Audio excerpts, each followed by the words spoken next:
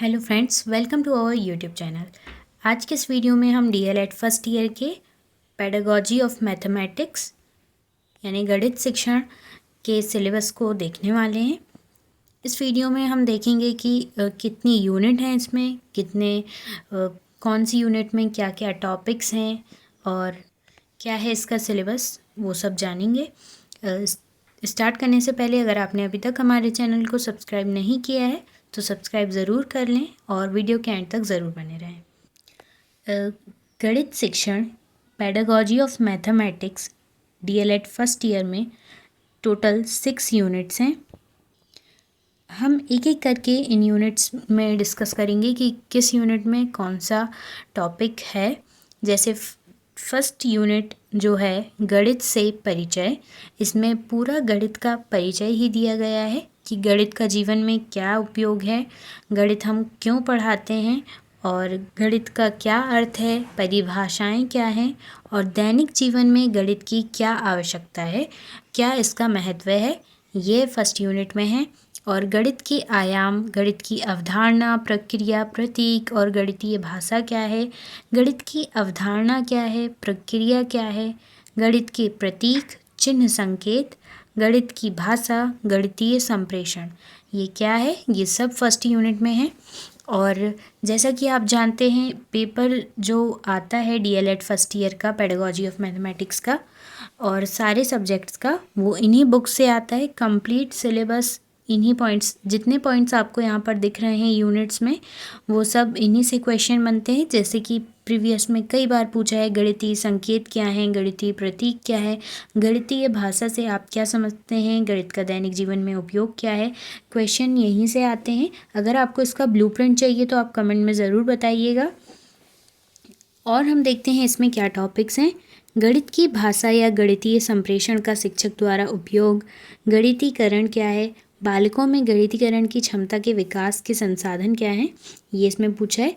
और भारतीय गणितज्ञ और उनके योगदान में ऐसे 11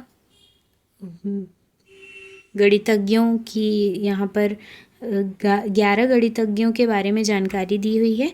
जैसे आर्यभट्ट प्रथम और आर्यभट्ट द्वितीय, बारहमिहिर, श्रीधराचार्य, श्रीनिवास रामानुजन और प्रो बी.एन. प्रसाद, नारायण पंडित, शकुंतला देवी, महावीर आचार्य, स्वामी भारती कृष्ण तीर्थ और बोधायन का गणित में क्या क्या योगदान रहा है, इनके बारे में डिटेल में सिलेबस दिया हुआ है।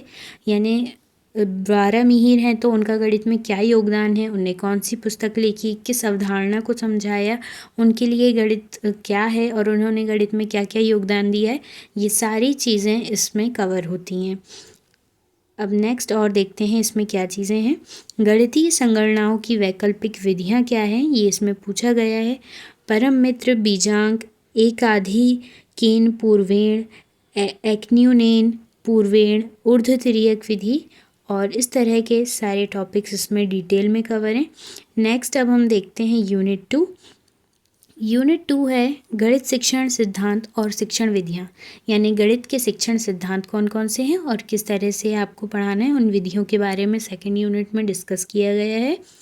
इसमें गणित सीखने वाले को समझना है, पहले तो सीखने वाले को समझना ज़रूरी है, फिर सीखने की प्रक्रिया को समझना और सीखने की प्रक्रिया में सीखने वाले और सीखने वाले की भूमिका क्या है, सिखाने और सीखने वाले की क्या भूमिका है, वो सब इसमें पढ़ेंगे।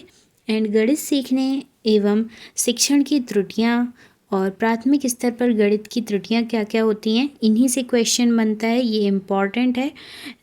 एंड नेक्स्ट है त्रुटि नियंत्रण के उपाय, ये भी प्रीवियस में पूछा जा चुका है।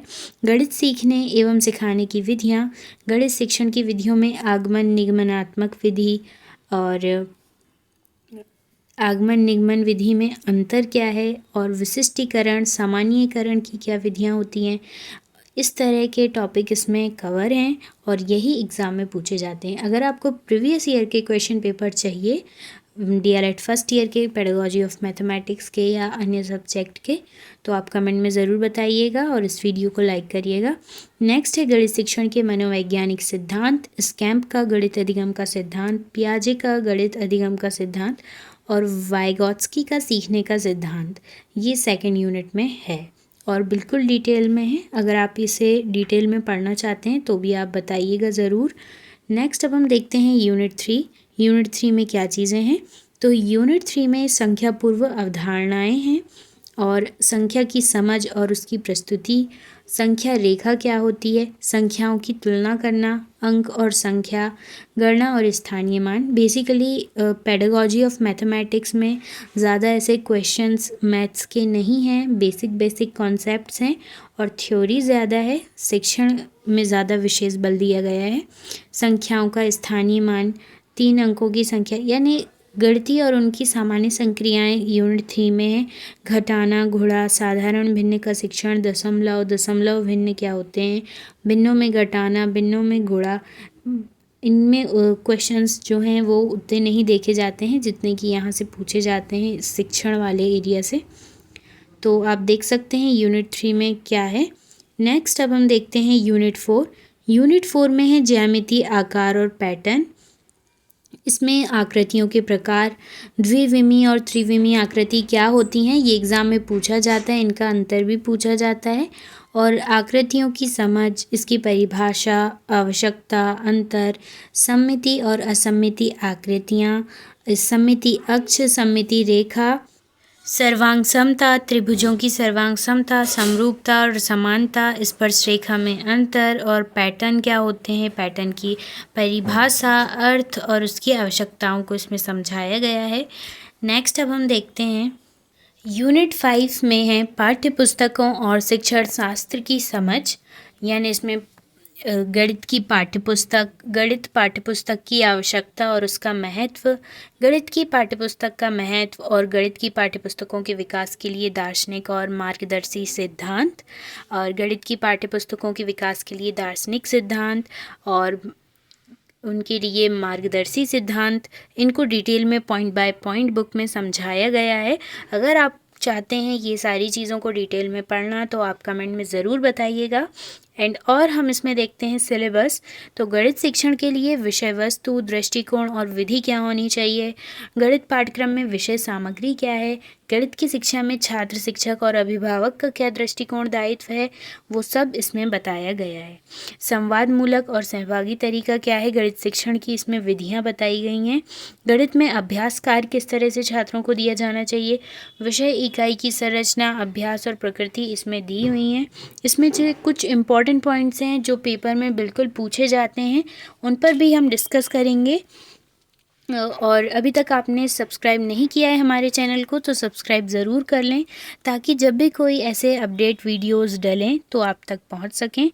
एंड नेक्स्ट और देखते हैं यूनिट 5 में क्या सिलेबस है।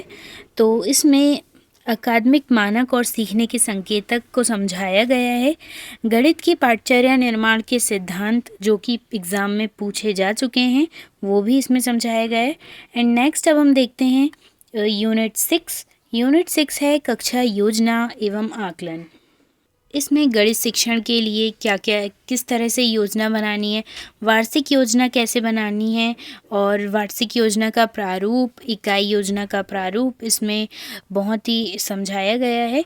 और गणित में इकाई शिक्षण के पद क्या होते हैं और इकाई योजना का प्रारूप क्या है, गणित में इकाई योजना के कौन कौन से प्रकार होते हैं, मासिक योजना क्या है, कालखंड योजना, दैनिक पाठ्य योजना, गणित में पाठ्य योजना की आवश्यकता और महत्व जो कि पूछा जा चुका है एग्ज़ाम में।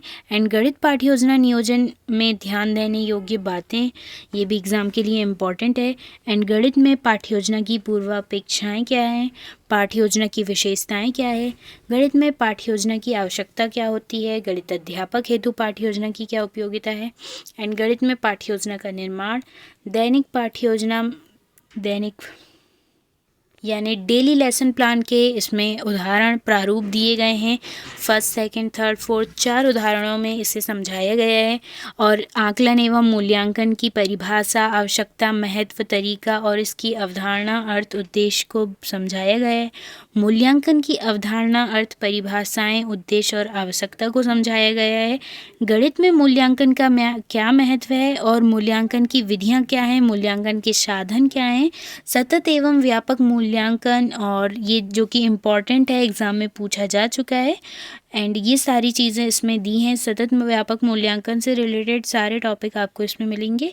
एंड अधिगम के आकलन अगर आप डिटेल में पढ़ना चाहते हैं तो कमेंट में ज़रूर बताइएगा। आप देख सकते हैं काफ़ी बड़ा है इसका सिलेबस, बट इसमें से काफ़ी कुछ ऐसी इम्पॉर्टेंट कुछ गिनी चुनी चीज़ें होती हैं जो कि एग्ज़ाम में पूछी जाती हैं। अगर आपको वो सिलेक्टेड चीज़ें पढ़नी हैं तो आप कमेंट में ज़रूर बताइएगा आप इसकी क्लासेस स्टार्ट करना चाहते हैं या नहीं।